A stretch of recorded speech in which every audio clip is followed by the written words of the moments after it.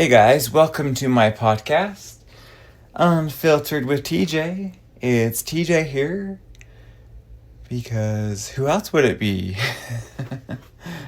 I know, I'm crazy, but I like making it light and just joking around and being funny and happy and then just making somebody smile. So if I ever make anybody smile, I made my goal for the day.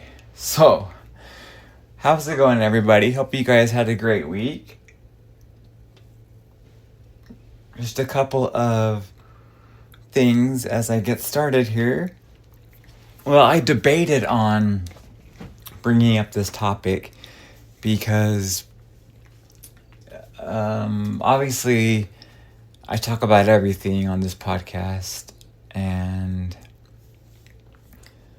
my roommate was right. She said, well, it's titled Unfiltered, so why wouldn't you talk about it? Or something to that effect. So, I mean, it's true, but it's just something that I don't really want to advertise, but it's all right. Everything works out. Everything happens for a reason, and just explaining my journey and so many and things like that. They just, for me, it kind of makes it feel better just to talk it out and I don't know, just look for support and help and things that are going on, because that's what friendships are for, and that's what family's for, is when one person is in need of something, go ahead and help them. And then the person that was helped, they probably will feel more inclined to help back. So it's just like I was talking about in a previous podcast about the ripple effect. If someone treats you as like, well, someone smiles at you, some random stranger gives you a thumbs up. I say that because I give thumbs up at random strangers. But yeah, so it helps to talk it out. So on the last day of my work week, which was Wednesday night, because I work Sunday through Wednesday night. So Wednesday night, I got to work at 8 o'clock, and as I walked in, my boss was right by the door, and he kind of walked down the hallway and down the little steps to our shop where the lockers are. And it's almost like he was, in a way, leading me there, but not really. But I knew something was up, and when he asked about my locker, I knew that I was going to be fired. I could just tell. So he said, yeah, we're going to let you go. And I'm thinking in my head, like, what is the reason? Because I know there's been a little bit of things going on, but not anything to terminate me. So he claims it is due to my job performance, that I'm not progressing. It's not working out, like vague terms.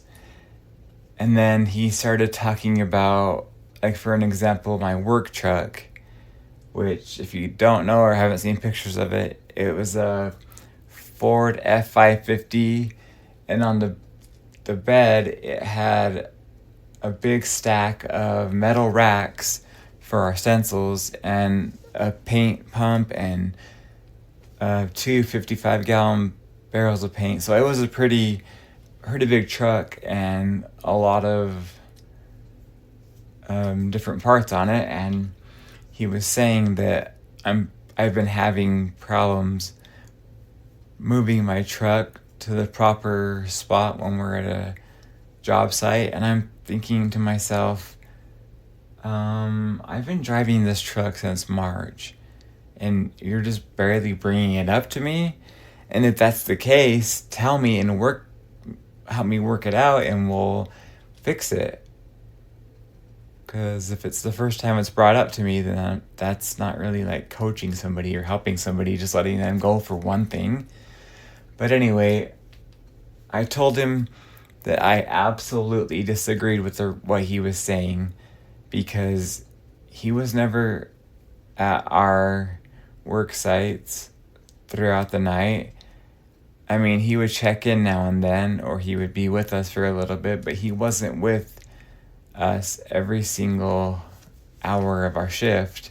So we usually had 2 crews, and he would kind of bounce back and forth between them. And one of the big issues, I know, is safety. So when I first started, they told me you'll never be talked to or reprimanded or be judged for trying to be too safe. So I took that is a real thing. And that is where the problems started. Because just to kind of set it up for you, when we pull up to a spot where we're going to paint, so for example, I'm sure everyone knows what one of those white turn arrows is, where it's in the lane that's turning left or right. So we'll say that I pull my paint truck in front of that arrow so that we can paint from the back tailgate, and then another truck comes up just behind the arrow, so we're kind of like boxed in a little bit. So if someone is not looking, they're swerving into the other lane, they're intoxicated, whatever the case may be, if they're going to hit something, they're going to hit that truck, which is our safety truck. So they're going to hit that truck before they hit us.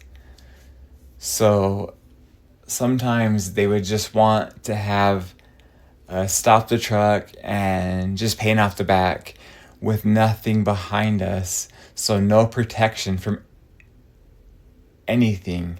So we could potentially just be hit if someone wasn't paying attention, or for whatever reason didn't see the lights, which I'm not sure how, but that still happens because it's a really light up. Like there's so many lights. I don't know how people miss sometimes, but there's that possibility that it could get hit. And me thinking that I want to be extra safe because I don't want to, I should say I want to go home at the end of the shift to my friends and family. I don't want to have that be where someone takes my life. So I would pretty much have to, almost to the point of like making them listen to me and making sure we have a truck behind there, which I don't know why, but it caused arguments or tension, or it's like it was me versus them. So the other guys on the crew, they just wanted to hurry. They were worried about getting more numbers, like getting more things done during the night, as opposed to safely doing it, which is what I was told in training. So from that kind of scenario, that is a little bit of why there was a lot of my reasoning for why I was let go is because of politics. So it was me versus the crew sometimes, because I wanted to make sure it was safe. Just because it took a little bit of extra time to have a truck blocking traffic so we didn't get hit, they thought it was the end of the world, and it caused bickering and frustration, and then just ridiculous things that you wouldn't think would happen when you're talking about safety. In my mind, it's either safe or it's unsafe. And when it was unsafe, I did my best to make it safe, but it was like I had to fight people. And so the lead of our crew, he was in the ear of our boss a lot, that he probably was telling him things about me, and sometimes he would yell at me and say, do it this way or go back to the shop. Like, he was yelling at me, and if I tried to talk, he said, quit arguing. So I tried to go with the flow for so long, and then there's the last month, it was just like it went downhill. And then the last 2 weeks, I was just not happy at all, whatsoever. And when he let me go, like, when he was talking to me, I kind of teared up and was crying a little bit. And then I was just saying, so no matter what we say, like, no matter what I say, it's not going to change anything, not going to change your mind. And he said no. So I pretty much just took off. I'm like, I'm not, if that's the case, then bye. Bye, Felicia. Like, and I probably felt that way because in a way it was almost a relief because, for one, he's crazy, my boss. He really is. He's an old, senile man. I don't know why he said the things he did about me maneuvering my truck, because that was not true. And for two, I just didn't get along with a lot of people, and they made it seem like I was in the wrong because I wanted to be safe. So it felt like a relief in a way. So as I drove off, I thought I was going to start crying, and then like it just didn't come. Like, I was like, well, this is a great opportunity to start somewhere fresh and learn something new maybe. So that happened on, well, late Wednesday night. So I've had a couple days to think about it and try and figure out what my next move is, where I should apply, and if I want to stay in the same kind of field or change it up. So I'm on the job hunt, and I mean, I have a little bit of savings, but obviously I don't want to dip into that if I don't have to. So I met with a caseworker that I've seen before. She's at Weber Human Services in Ogden. And I didn't know about this, but she told me about a bond that felons can get, that if your employer hires you, that it's kind of like an insurance policy. So, because in the past, and there still is a stereotype about hiring a felon. Like, some companies, if you even say the word felony, you're just, that's it. That's the end of the conversation. So throughout the years, prison reform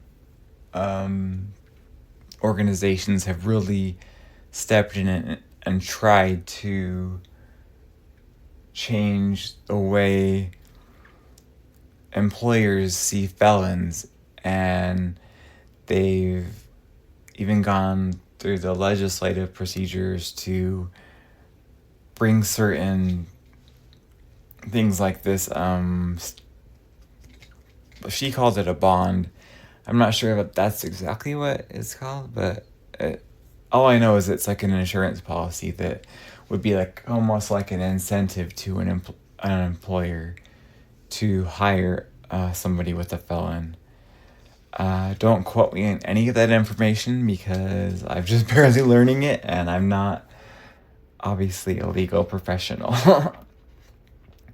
So she gave me a list of a bunch of felon-friendly employers and said that if I wanted to start applying, that if I did talk to an employer, I could tell them that I'm working on getting that bond.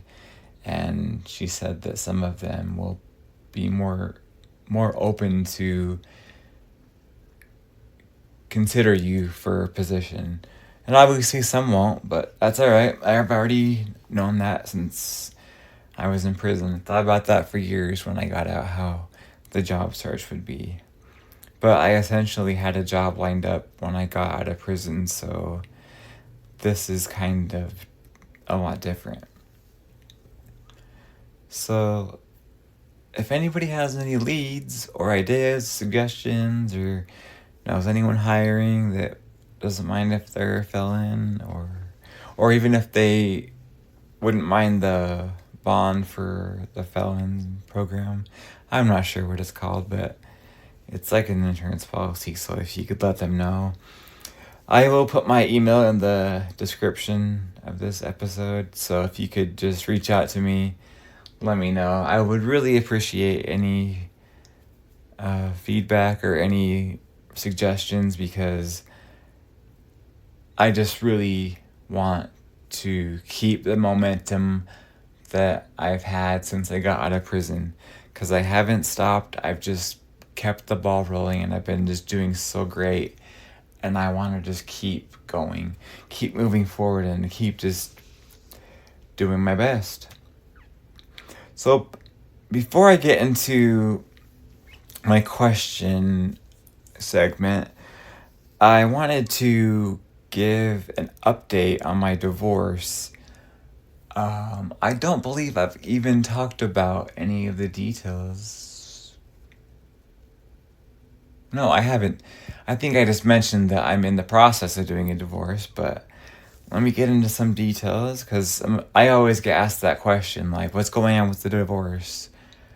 Where are we on the divorce? Has she answered, etc., etc.? So I'll just start from the beginning, really, because why not? So in March, I had all the divorce papers filed. I had the petition, and everything was just done. Everything was ready to go. So I put it all in an envelope, sent it out to... Okay, well, first I gotta explain this. For those of you that don't know, most of the jails and prisons in the United States now have you send mail that you're sending to an inmate to a screening facility. Crazy, right? So when I was in Juab County, when they switched over to the screening facility, my friends and family had to send their letters to me to Kentucky. And then the facility in Kentucky would go through it, screen out whatever reason or whatever the stipulations Juab County Jail had set, and they would send it back electronically to the Juab County Jail, and I would receive a copy of it. So you would never receive the actual piece of mail, which is really upsetting, because I got sent a bunch of pictures, but I only got copies of the pictures. I didn't get the actual physical copies like you would normally. So the Utah State Correctional Facility, where I was, which is the Salt Lake Prison, as well as the Central Utah Correctional Facility in Gunnison, all of that mail that you want to send to any inmate goes to a screening facility in Las Vegas. So there's a little bit of that information. So back to divorce. So in March, I sent the divorce papers to the screening facility, because that's just what I thought I had to do. But that was the wrong thing to do. So they rejected that. They were saying it was, I believe they said it was rejected because it was inmate to inmate correspondence. So when you are on parole, you are not allowed to send mail to somebody in prison. So I don't know why it said inmate to inmate. It should say parolee to inmate. But regardless, they sent it back. It was denied. Cancel. Do not disturb. Sayonara. Peace. So I just didn't know what to do. So I called the prison, talked to somebody that was not in charge, by the way, and she told me I needed to send it certified mail to the prison, like the actual prison address, which is where that's where you used to send inmate mail. So that's what I did. I went to the post office, paid for my little certified mail, sent it to the prison, addressed it to Kimberly Tutt, blah, blah, blah. And they sent it back saying that it needed to be sent to the screening facility.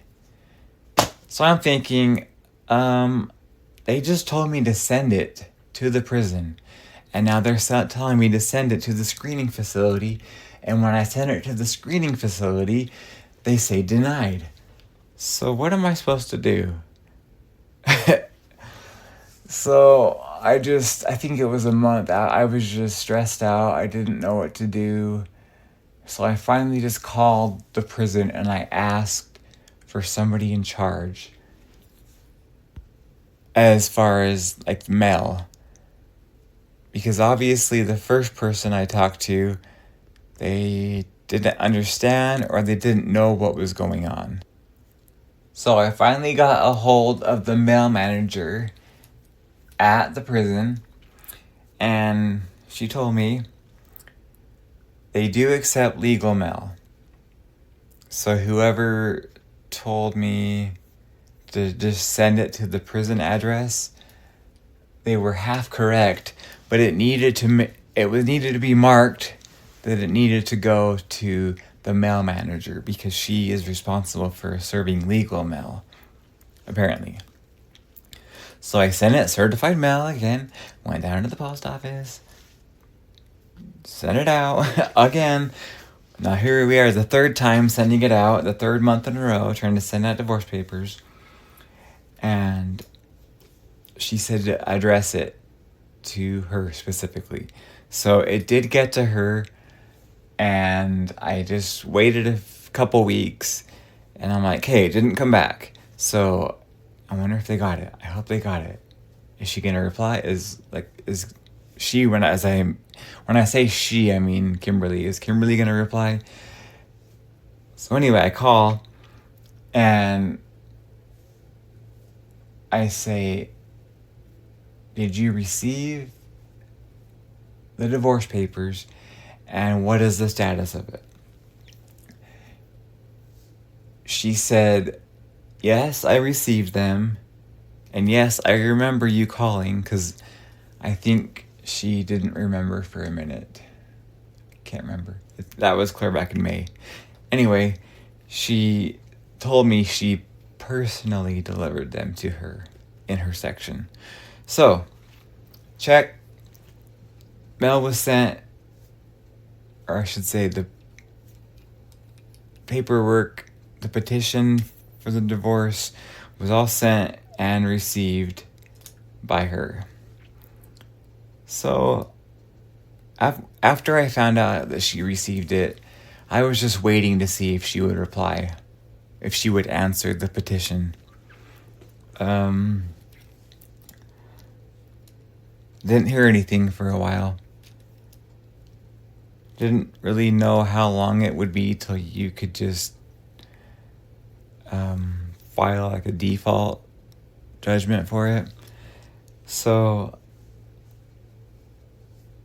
I went on the website and I was looking, website meaning the Utah courts, and it showed that normally the waiting period for a response on a divorce petition before you can file a judgment is 30 days. However, in Utah, it's 21 days. So I've been waiting all this time thinking that it's like 90 days or 180 days before you can file a judgment. So I waited all that time for nothing. So, because it's been well over 21 days. So I ended up filing a motion for default judgment since she has failed to answer the petition, as well as a default certificate. So all I need to do is wait for the judge to sign that and send it back to me, and there's a few other pieces of paperwork that I need to file, and hopefully I will be able to have everything done with the divorce, close the book, move on, sayonara.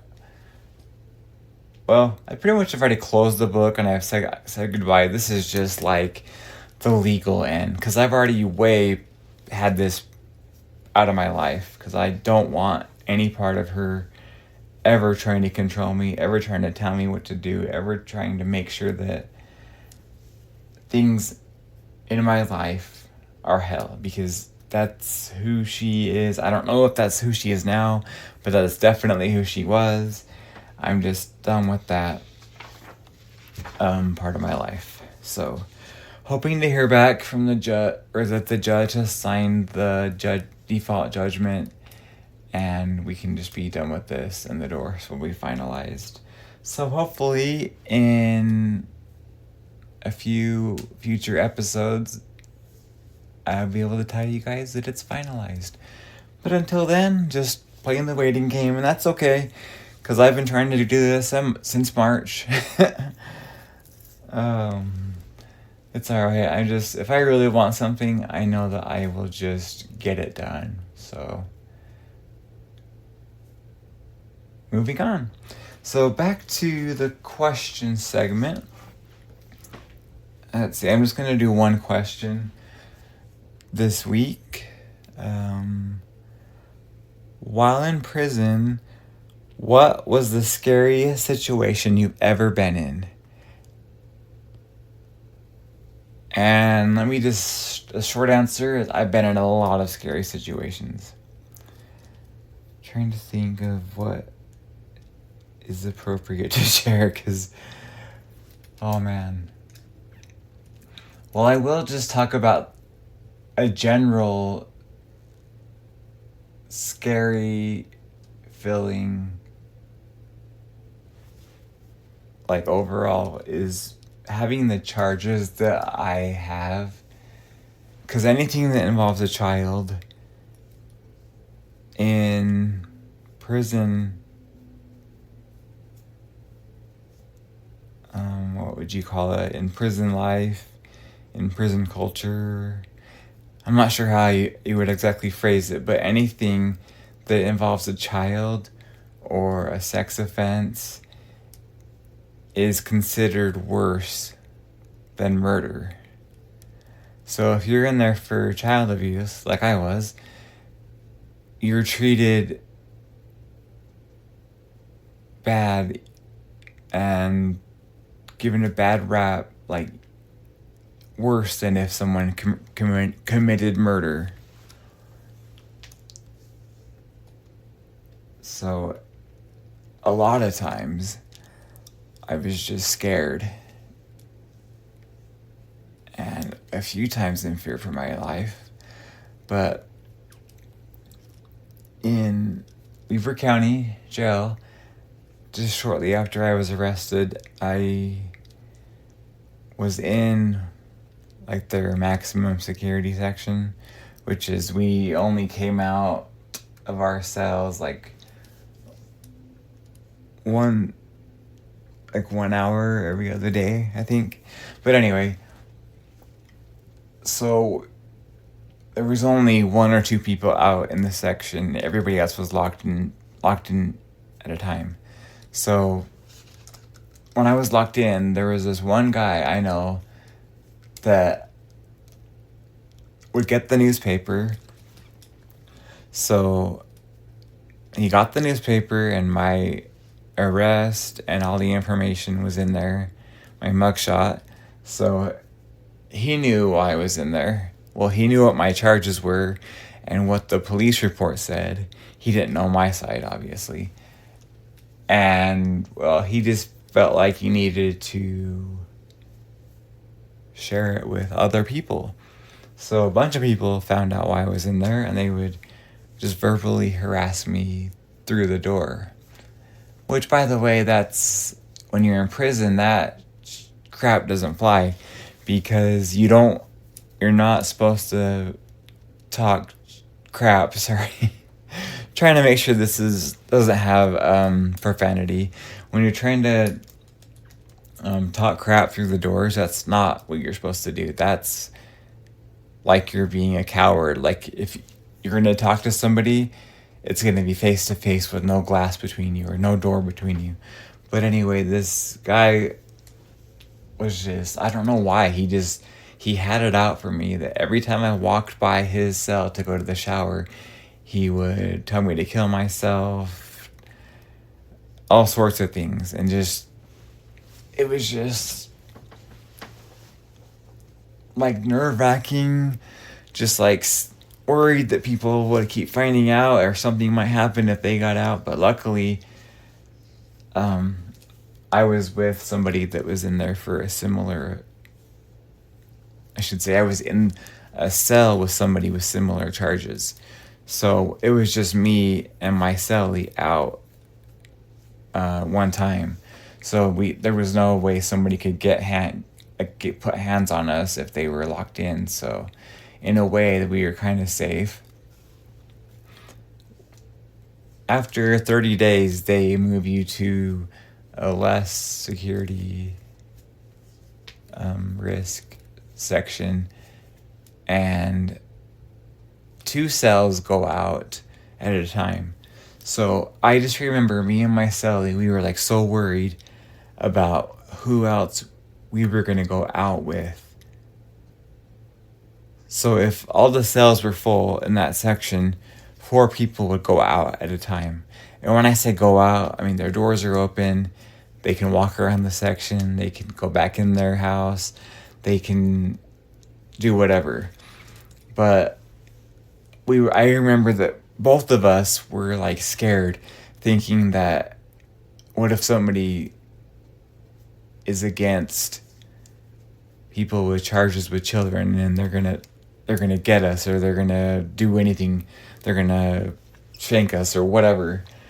I just remember being so scared, and eventually found out it was one was a really old guy, and another one was, can't remember, but they weren't scary, they weren't rude or anything, didn't say anything to us.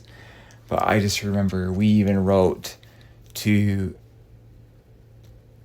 the people that are over the housing, and we just like requested to stay there because we didn't want to move to Gen Pop and be subjected to chances of being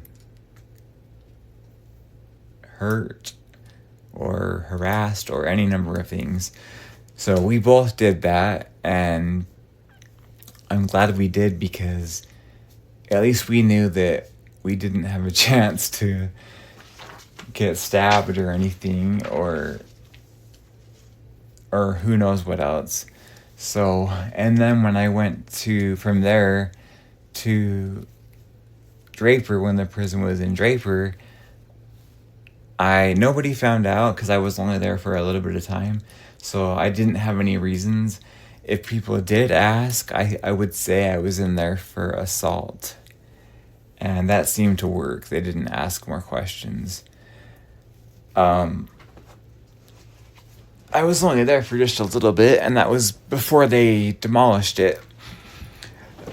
I went to the Central Utah Correctional Facility in Gunnison, and that was when I was very scared,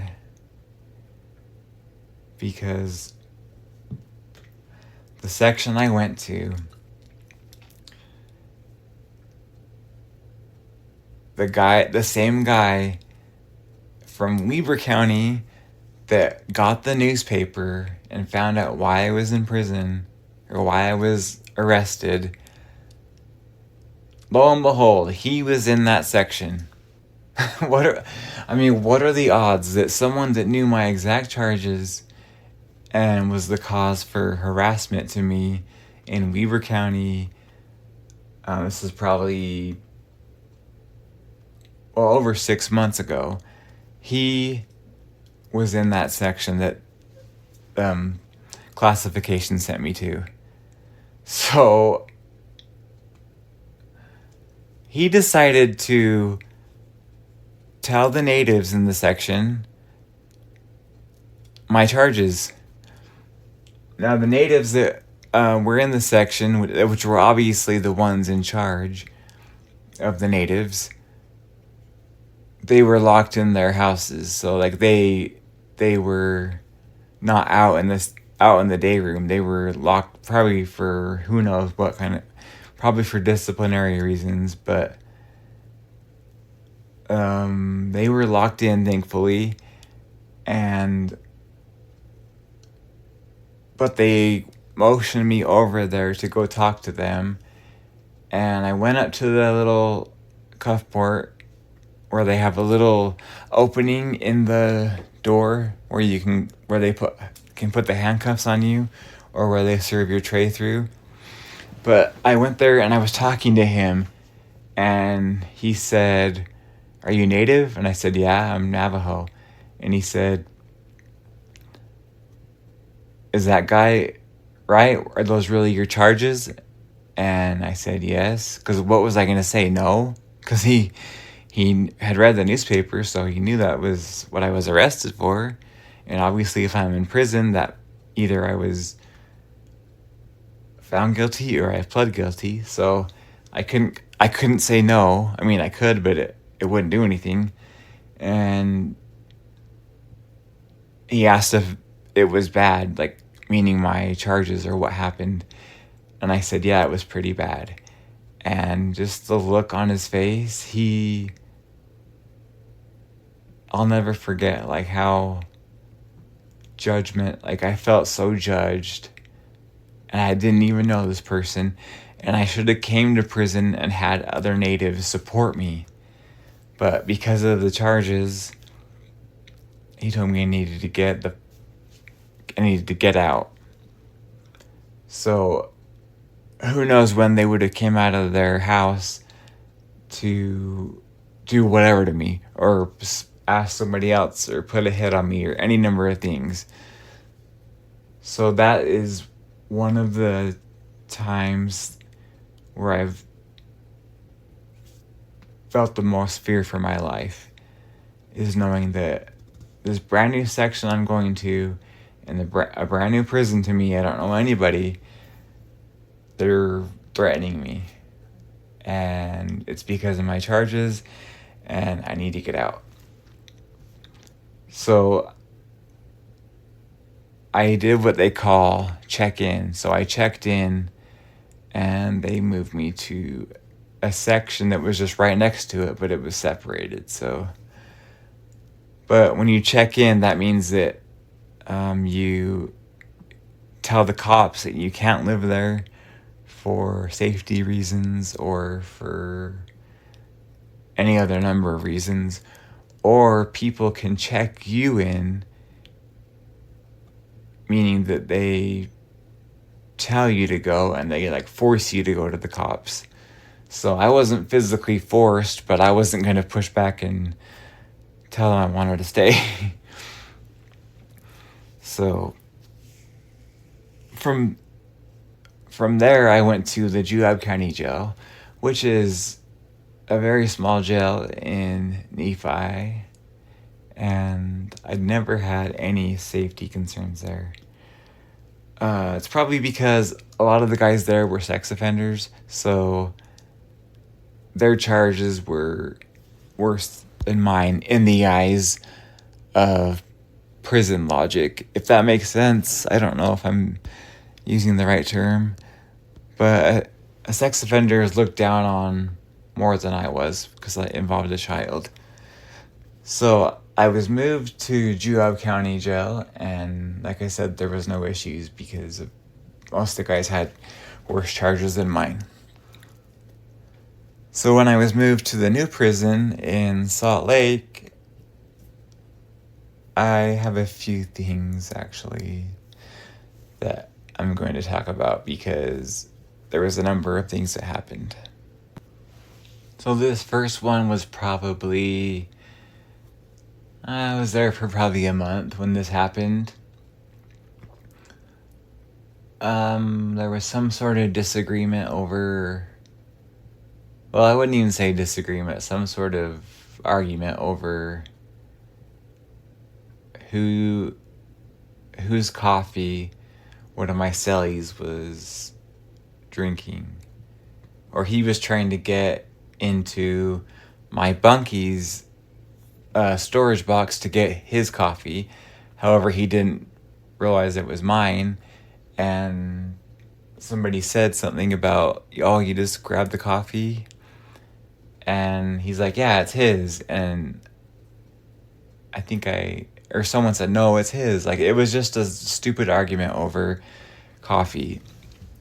But either way, the guy I'm talking about, my cellie, well, this is when we lived in an 8-man dorm. So when I say cellie, I had 7 cellies because there's 8 of us total. So, and then when I say bunkie, I mean the guy in the bunk underneath me. So our boxes were kind of like by each other because we put them under the bottom bunk.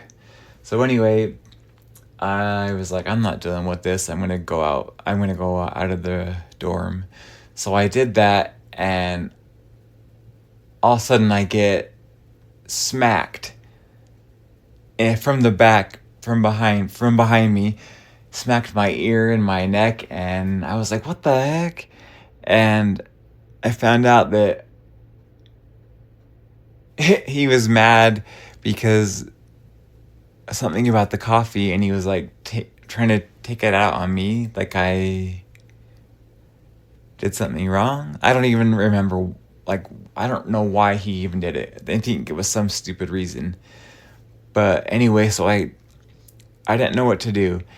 So I went out to because I was walking out to the day room out from our dorm, and I was just standing in front of the TV just watching it, like trying to be cool while everybody else handled the rest, because the guy that hit me, another guy was kind of like defending me and like took him down, and they were still fighting and arguing, and I was like, I'm out of here. I'm not going to go back in there right now.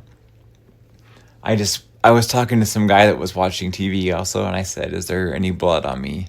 Because if one of the CEOs sees blood, they're going to try to find out what happened and pull up the cameras and do their little thing where they try to find any problems going on. So he said, no, there's nothing, there's no blood. So I'm like, all right, I'm good. I can stay out here. So I didn't go back in till one of my other cellies told me it was all right and asked if I was okay. And I was just like, I was so shaken up. Because I've never been assaulted, let alone in prison. So I was just, I don't know, I just kind of like left my body for a minute. And as I was standing there looking at the TV, I guess, it was just, and I was just wondering, like, can I go back? Like, I live in the same room with this guy. Like, I'm totally scared to go back in. Like, what the hell? And then it ended up being all right. The other guys talked it out, and I didn't want to deal with it, so I'm glad they talked it out while I was gone. So after that, it was all right. I obviously was still scared for a little bit because I didn't know what he was going to freak out about next. And then another time, there was a guy in our section.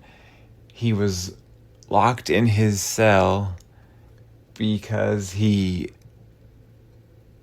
was in there for like a disciplinary problem, and so he wasn't allowed to go out, only like every other day for like an hour to shower, I think.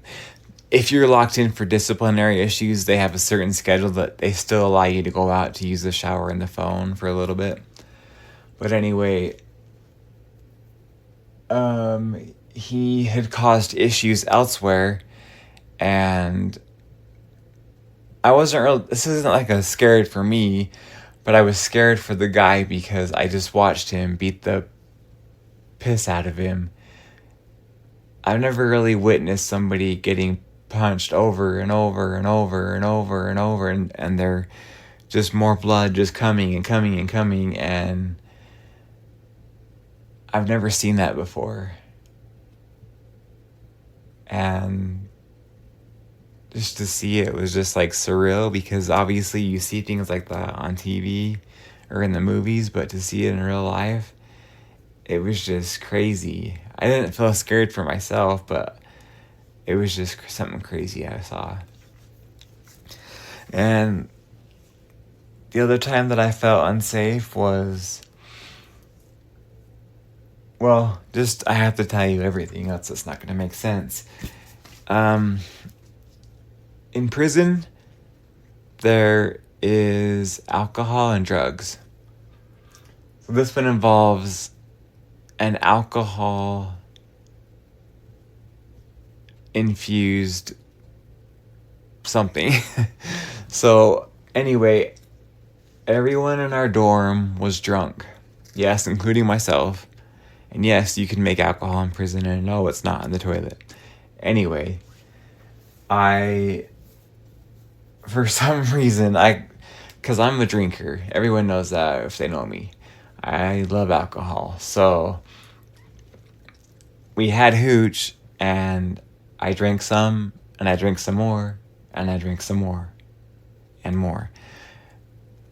I'm not sure how much I drank, but obviously I was drunk, and I was just being really annoying and loud and obnoxious, and the cops were coming into the section just to do their rounds, their hourly rounds, and I was being loud, or I don't remember exactly what I was doing. I just remember someone took me into the bathroom and I fell onto the floor, and they just started punching me in the face, like, so I would shut up. I was scared then because I've never been, like I said, I had never been assaulted, and that was just me getting slapped from behind. But this time I was getting punched in the face, and something ironic, this was the same guy that hit me. He was hitting me again, but I finally was quiet, and the CEO didn't see anything out of the ordinary, so we were in the clear on that one. But yeah, another reason why I shouldn't drink is because you could get beat up like that. And I think it's just crazy that I'm telling this story for everyone to hear, that I was drunk off hooch in prison and got beat up because I was drunk on hooch in prison. Oh my goodness. I'm really glad that that part of my life is over, because that's not a way to live. So, and then I wasn't I wasn't there to witness it because I was at work at my job in the prison. I was at my job where we left the prison grounds and cleaned up on the side of the freeway, or helped out the UDOT guys in their sheds. So this time I was gone, so I wasn't there when this happened, but I heard what happened, and I heard things after that happened. So this is when I was in a different section where they only had 2-man cells. So we were in the corner, kind of, where there was one cell next to the wall and then one cell over that, which was us. The cell next to the wall in the corner, there was one of our really good friends. His name was Tomahawk. He's also Navajo. And the other guy,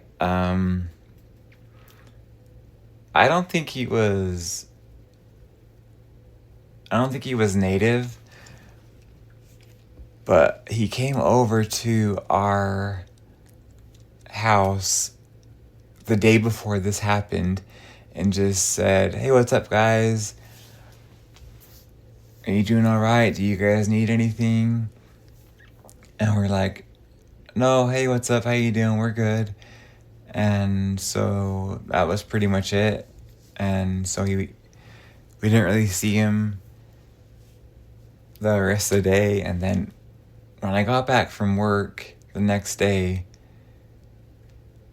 everybody was racked in their cells, which sometimes that happens if there's a medical emergency, or if there's a riot, or if there's any number of reasons. So when I got back, they let me in, and it was really quiet in the section because everybody was in their houses, and I got back and I asked my cellie, I said, why is everybody racked in? And he said that our neighbor Tyson had killed himself.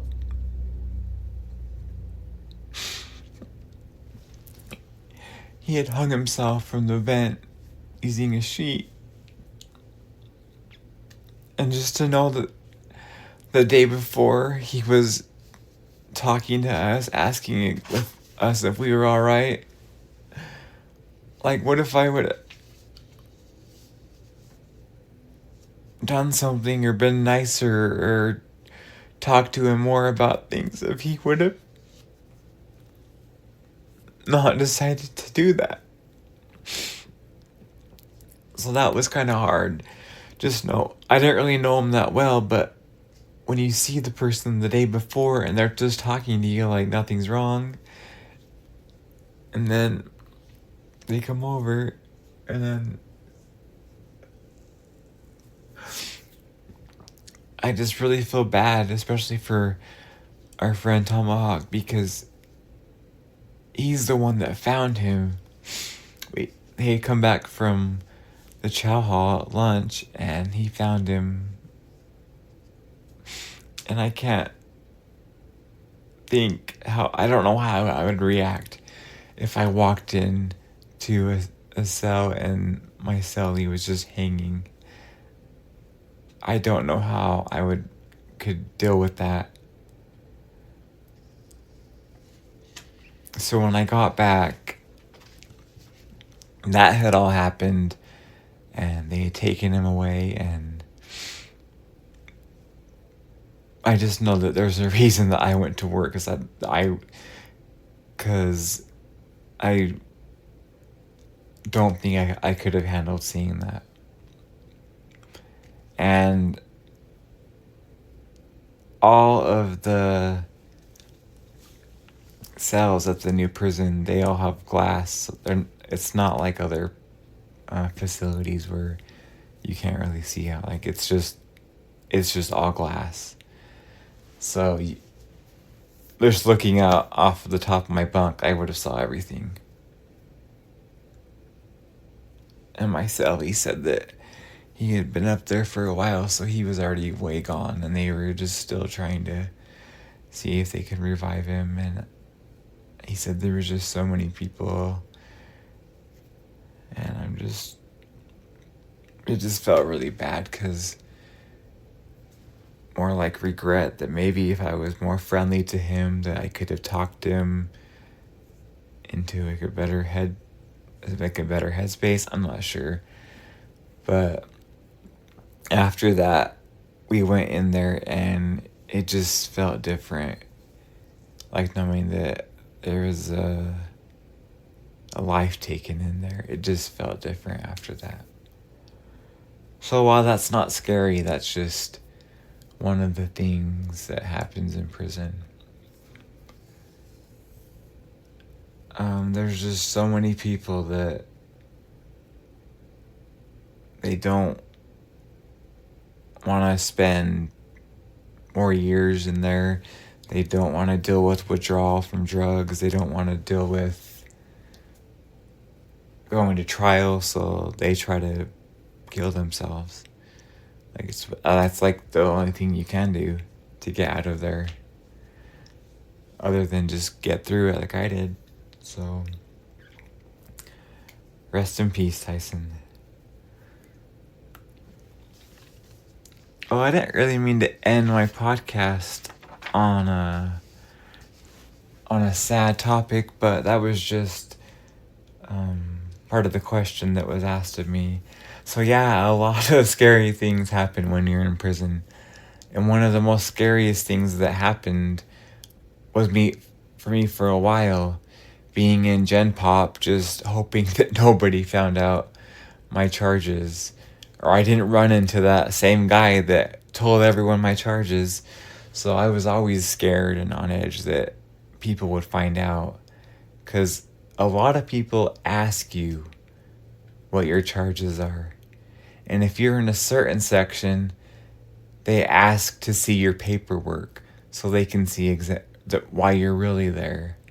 And had I had paperwork that said child abuse, something very bad could have happened to me, and I'm so grateful that it didn't, because a lot of people that have charges with children, they get beaten up, or certain things happen to them that I don't even want to talk about. So I'm really glad that I made it through one of the most horrible times. It could be the most horrible time I'll ever face in life. But here I am now, doing well. Right now I'm jobless, but that'll change in just a little bit. So if you'd like to submit any questions for me to answer here on the podcast, I will include the link in the description, as well as if you can email me any job leads you might have or suggestions, that would be great too. My email will be in the description. And if you would like if you would like to help support me, I love how I can talk today. If you would like to help support me to keep the podcast going, my Venmo is in the description as well.